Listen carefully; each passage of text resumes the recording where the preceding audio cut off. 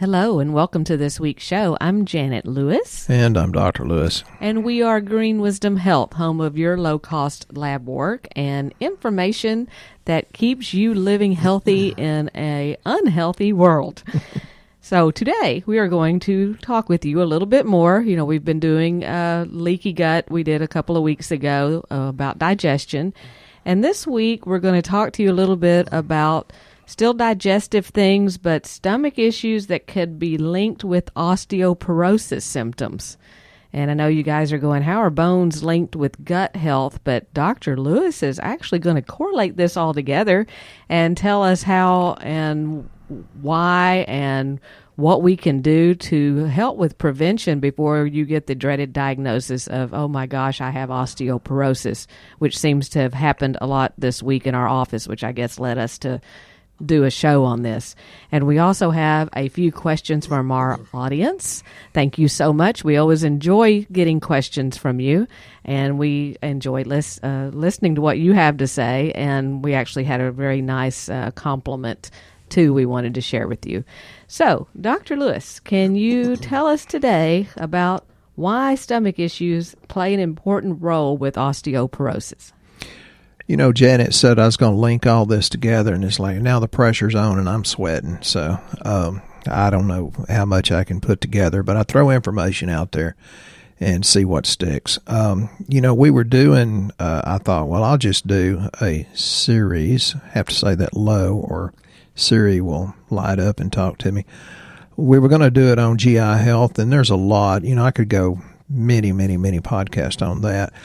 So we decided to tie it in, and I think that might be a recurring theme, that we tie in the GI health to different possible symptoms or diseases.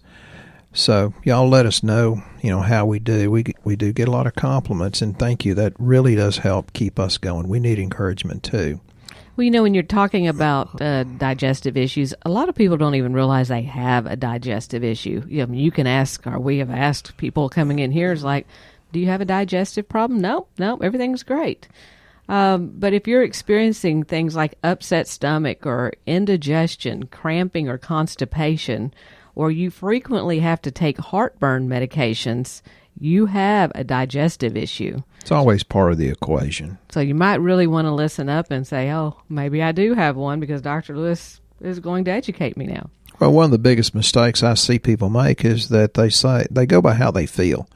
And it's like, yes, we all want to feel better, and yes, I'll ask you how you're feeling, but you can have heart disease or cancer for 20 or 30 years and not ever feel it. So don't think how you feel is the entire, you know, picture of what's going on. So back to what we were talking about a couple of podcasts ago, there were like, there's pillars of health. You know, one is digestion, two is elimination, where Janet's the most well known for her stories. The queen of constipation. Or non. Yeah. Then you got the third pillar is like the microbial balance, and I don't think anybody has a good balance there, not that I can tell.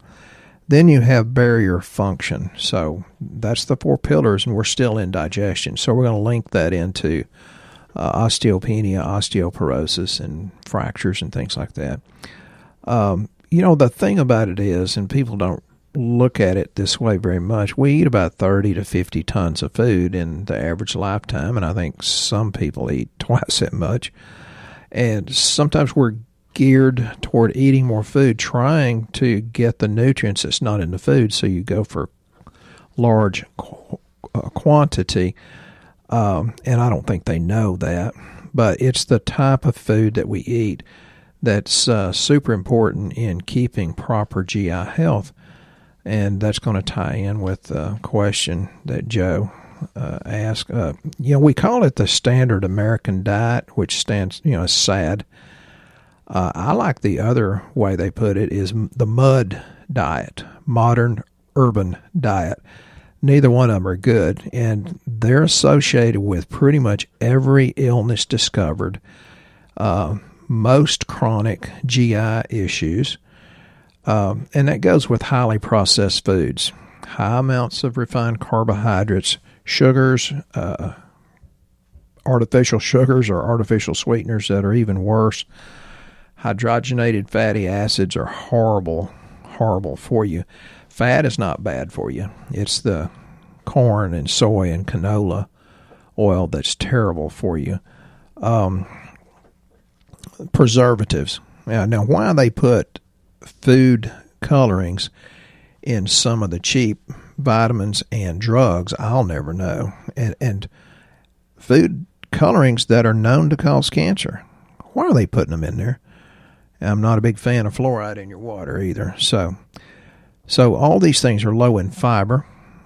They don't have natural colors, which are like phytonutrients.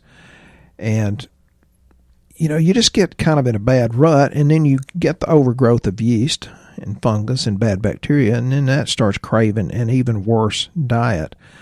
So because we don't have enough hydrochloric acid, most of us, even if you have acid reflux or GERD, most of the time it's too low, not too high. And, you always need to check with a good GI doctor.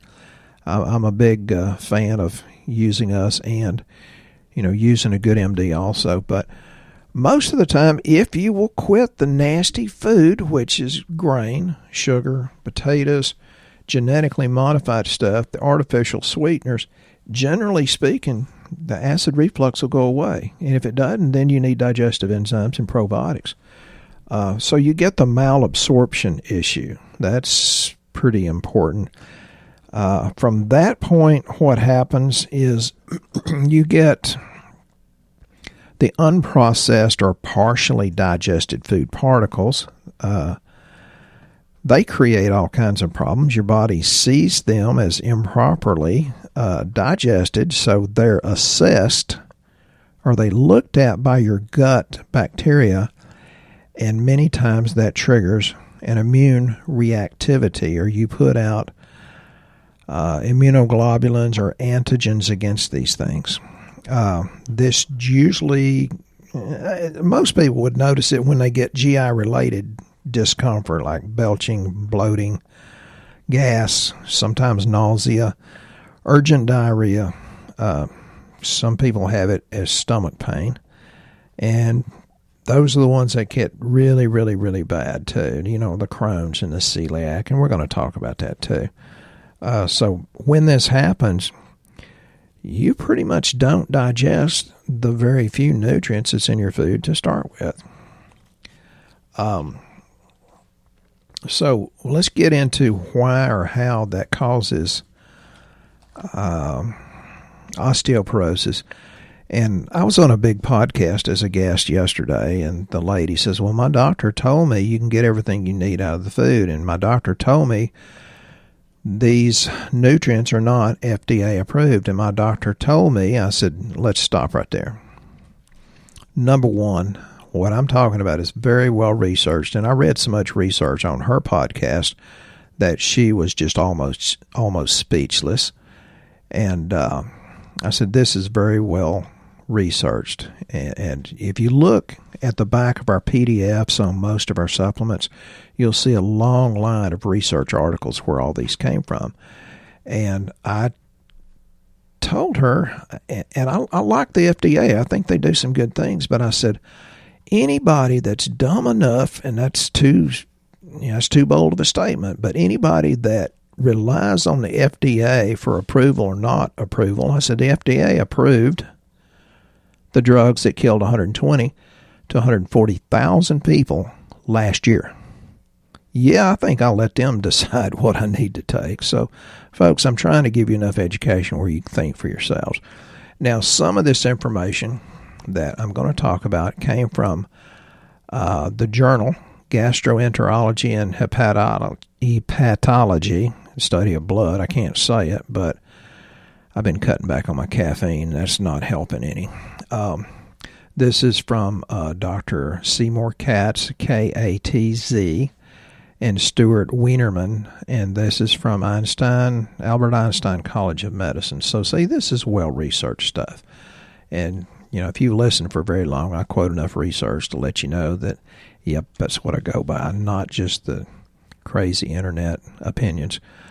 On the abstract of this research, it said gastrointestinal disease is often overlooked or just simply forgotten as a cause of osteoporosis. And again, some people don't make the connection because many times the cause is several steps away from the symptom or the disease. Osteoporotic fractures can be very, very devastating. I'm going to tell a story before I get too much into it. When my mother was 62, for some reason she fell off the porch. I don't know what happened there, but it was, about a foot and a half, maybe a foot and a half off the porch down to the soft ground. And she broke her wrist, and she had bones sticking out of her wrist, punctured through the skin. And so I took her to the real small hospital, and they had a general surgeon put it together, and it didn't heal correctly. Probably no fault of the surgeons, but it didn't heal correctly. It was not a major fall. Why at 62 would you fracture your wrist that terribly at such a young age? Well, I made my mother go get a second surgery. She said, well, I'm old. Well, I don't think 62 is old, but she said, I can do without the use of my hand. I said, Mommy, you're right-handed. We're going to go get more surgery. So I took her to Shreveport to some pretty much world-famous surgeons that did a lot of athletes, and she got use back. Well, my brother and I, both chiropractors and both really are heavy into the nutrition, we encouraged my mama to take a lot of these things that Janet and I are going to talk about. And even into her 80s, when she'd have a more severe fall, she would not break a bone. So bone density can get better and better and better if you take care of the reasons why it was going downhill anyway. So back to this research article, and I'm just going to hit the highlights. Some of the nutrients necessary for bone health is calcium and vitamin D. But I think you should be very wary of thinking that's the only thing you need, because I've read other studies that said people that took just calcium by itself actually had an increase in hip fractures and lumbar spine fractures in later life. There's much, much more than calcium and vitamin D in rebuilding bones. One of the other things that it talks about is, smokers have much more of a tendency to have fractures, sedentary lifestyle, and we're going to talk about that, hypogonadism, and it's like, you don't have enough hormones. And we see people all the time that have bad, low hormones or an imbalance in the hormones. And actually, some of the hormonal medications and fertility drugs can cause them to start having osteoporosis. That's really a good point. So, we're going to go over all the necessary things, and you can get it in 2, 3, 4 different supplements. We have literally had little old ladies, and I call them old very affectionately. Anytime I say old man or old lady, I'm talking about somebody 10 or 15 years older than me, whatever that is. But they've come back with a bone density scan that got better within 2 years, and years ago, I said, no, bone turnover is a 7-year process. You can't do it in 2 years. And I've had so many of them throw their bone density test in my face, and I got red-faced and apologized. So I learned something every day. Even though it's a 7-year turnover, it can be done much, much more quickly than that. Now, these were people that were dedicated and realized it wasn't going to happen in 3 weeks or 3 months. So, and in this study, for those of you that want to look it up, it talked about how Crohn's disease, celiac disease, ulcerative colitis, malabsorption had a major contributing factor to these fractures. Osteoporosis generally is considered an old age disease, but it can be people of younger ages we're actually seeing. But it's usually people that have bowel disease, or many times it's because you had a gastric bypass. I've seen that happen so many times. And the heartburn medications that so many people are on out there for acid reflux and indigestion, they're actually related to bone fractures. The proton pump inhibitors, the PPIs like Prilosec, Prevacid, Protonix, and Nexium are most commonly used for treatment of chronic heartburn and indigestion. You need more acid to get these nutrients out, not right. less. And I wanted you to talk a little bit about that. They always say, well, you have too much stomach acid, so let's give you one of these drugs so that it helps eat that up because you're producing too much. You know, that's a good thing. I'll go back to my mama and love talking about her, but she was on, I forget which one, Nexium, Prilosec or something, and she had bad GERD. And I'm not saying she shouldn't. I don't mess with people's drugs. That's not my job. But I said, well, if you have to take it, fine, for comfort. But my sister called me one time and says, Stephen, Mama's looking in the mirror, talking to strangers, making coffee with no water. She urinates and can't stop it. She's locked up, can't have a bowel movement, and she's trying to turn on the gas stove but not getting it lit. I said, geez, I am booked up today. Never mind, I'll cancel everybody and run to see my mama. Well, they just doubled her dose of whatever drug it was. Well, that makes you B12 deficient because you have to have B12, for bone density as well as for your mind and energy.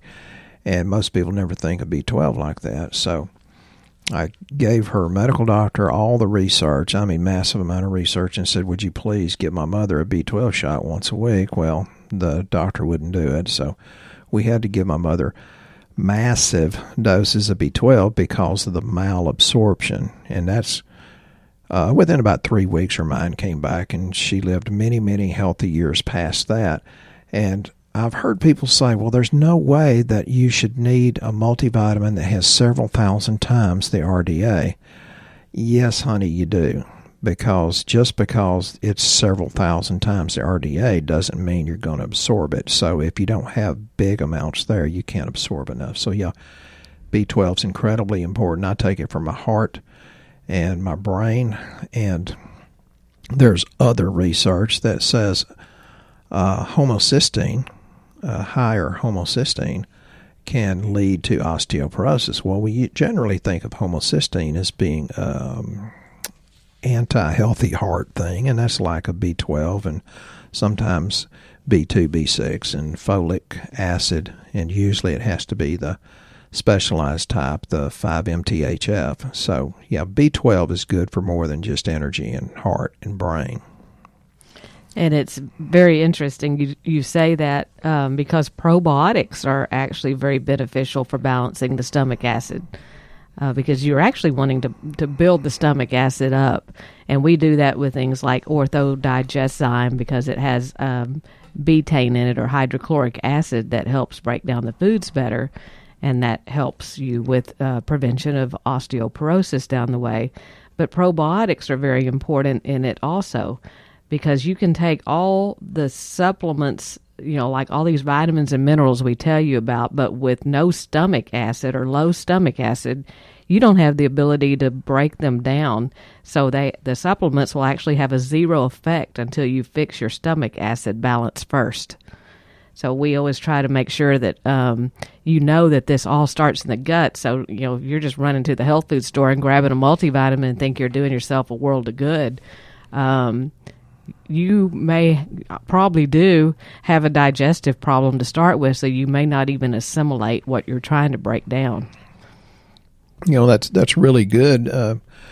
And when people fracture their hips, sometimes they say, well, I fell, and when I hit, I fractured the hip, but many times it actually fractures and then you fall.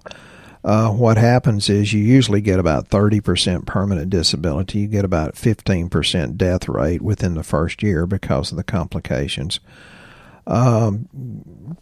The ability to maintain healthy or independent living goes down about 80%, and it costs about $13 billion a year. And, most of this, or a large amount, could be prevented if people would just spend a little bit before it gets to be a big deal. I miss the old fairy tales, the stitch in time saves 9. Well, most of the time we wait till it rips, and then, we're not proactive and preventative. That bothers me. And speaking of proactive and preventative, we do have a few products that we recommend for you when you're trying to make sure that you're putting all the right minerals in. And a couple of them you've probably not heard of before because they're not widely known. But Dr. Lewis is smart enough to research all kind of things, and we have found these very helpful on our lab when they come back, because we can actually see on lab under the alkaline phosphatase on whether someone's leaching calcium out of their bones way before they get diagnosed with osteopenia or osteoporosis. But, for like young girls that are in their 20s, they need to be taking something that we recommend called OsteoBase, because it's a good overall amount of calcium and magnesium. Especially if you're on birth control pills also. Right. And K2, which I wanted Dr. Lewis to talk a little bit about K2, because in our women that have, when they have osteoporosis or osteopenia, we give them a product called K-Force. And most people go, well, I know about vitamin D, and I take a high dose of vitamin D.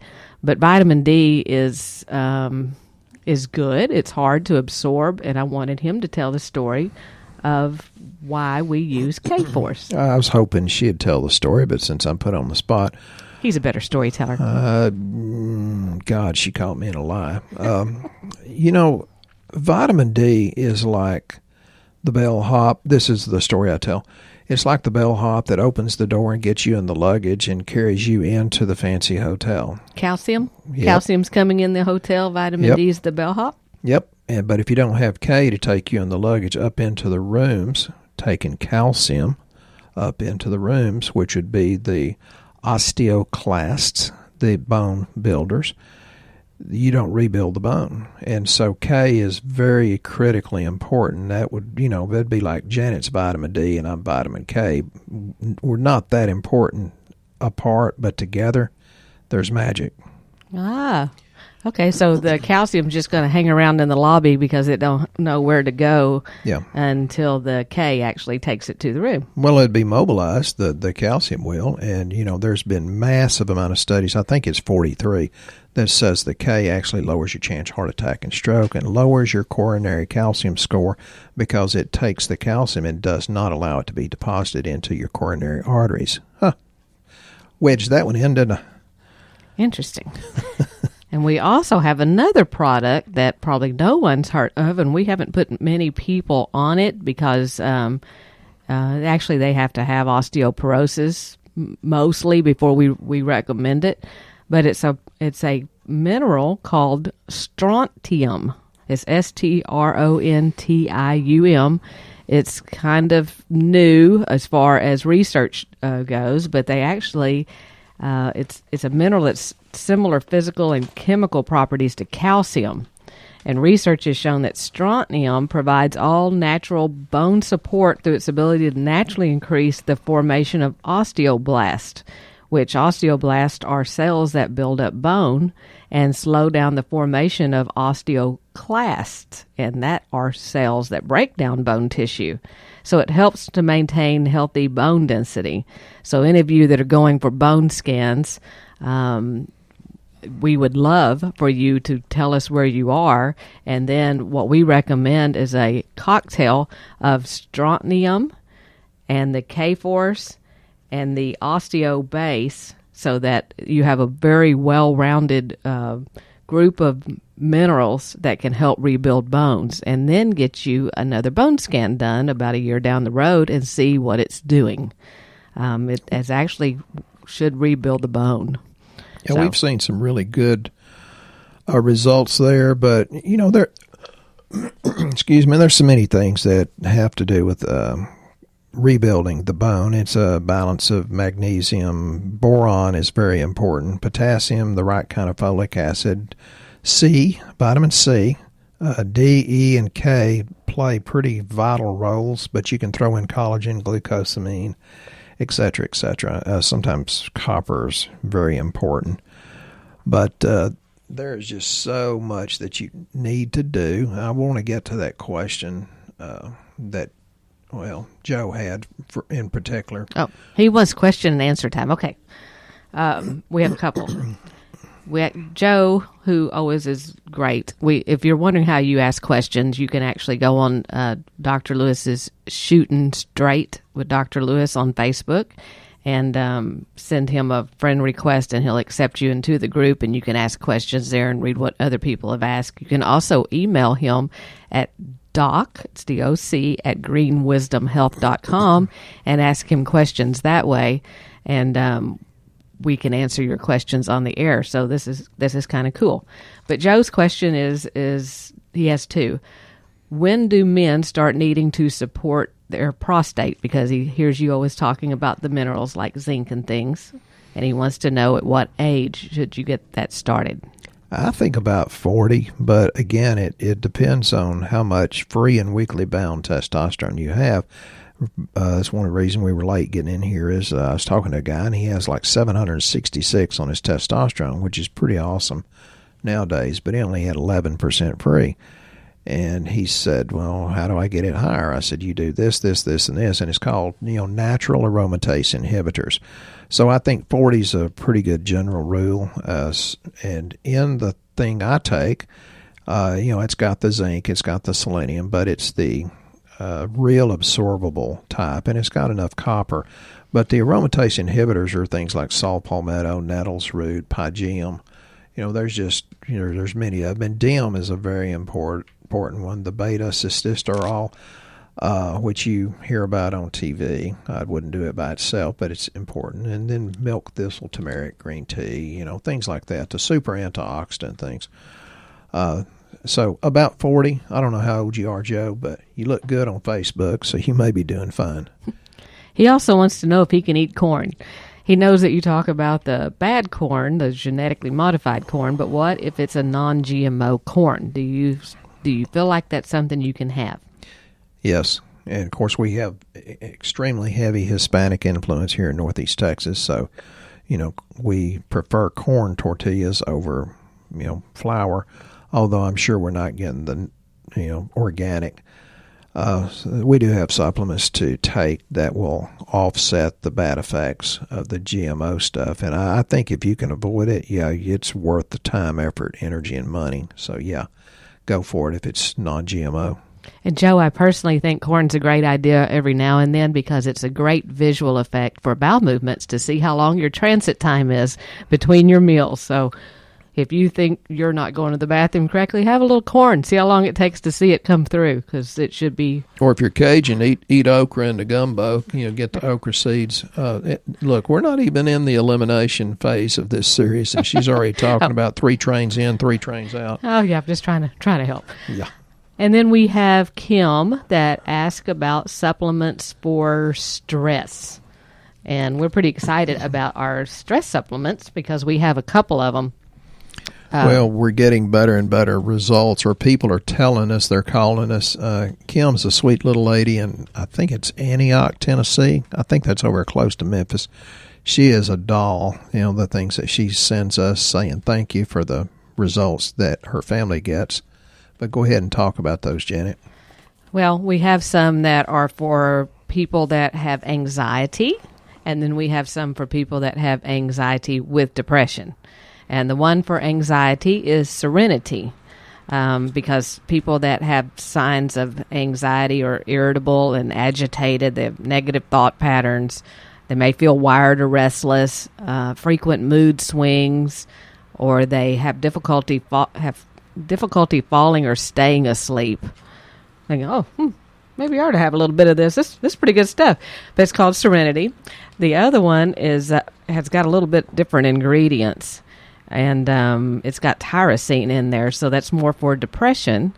It's for people that have more issues with like negative thought patterns, anger and irritability, real scattered thoughts. They're poorly motivated, and they have difficulty concentrating. So if your husband won't get off the couch, stir it in his coffee. And it's called Cerevive, and it's actually been so popular. It's actually the small bottles on back order right now. It's coming back in a week or so, but we do have the large ones in stock. But those two have been fantastic. So, and then we have one more thing we want to follow up with because we get some really great feedback from you guys, which we really appreciate. We actually had a lady that took the time to come in here earlier, and her husband, her name is Sharon, they've been patients of ours for probably 10 or 12 years now. And she told us today that she just wanted to thank us because they're now watching their friends. Well, may back up. When they first came to see us, her husband, she said, I'm pretty sure he would not be alive now if he had not stayed and continued the programs with us all this time. But they've been with it now so long that they're watching their friends get sick and have heart problems and hospitalized and cancer diagnosis. And she said, and we're still over here making it pretty good. And it's like, how do you really put a value on that? You know, people say, does this stuff work? Well, when you start noticing that you're still doing well and your friends around you aren't doing so well and they're the same age and they haven't really done anything to take care of their health, that's kind of a marker on how you know something works. But for her to walk in and tell us thank you and know that we've helped them on their journey and might have made their lives better down the road just meant everything to us. And that's exactly what we want to do for y'all. We would like to help you have a life worth living. So if you're new to the show, go to our website, greenwisdomhealth.com, fill out the health survey, start listening to our podcast, download them and subscribe to them, because we want to help you get back to the state of feeling good where you're meant to be. We hope you have a very blessed week, and we'll be here next time with the Green Wisdom Health Show.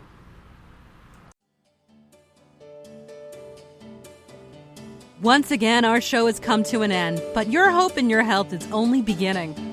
If you or a loved one are in need of a different outcome and are waiting for a brighter future, take the first step and go to our website and fill out the health survey. Please don't keep us a secret. If you know someone that could benefit from this podcast, please share this show with your friends and family. You're only one step away from a life worth living.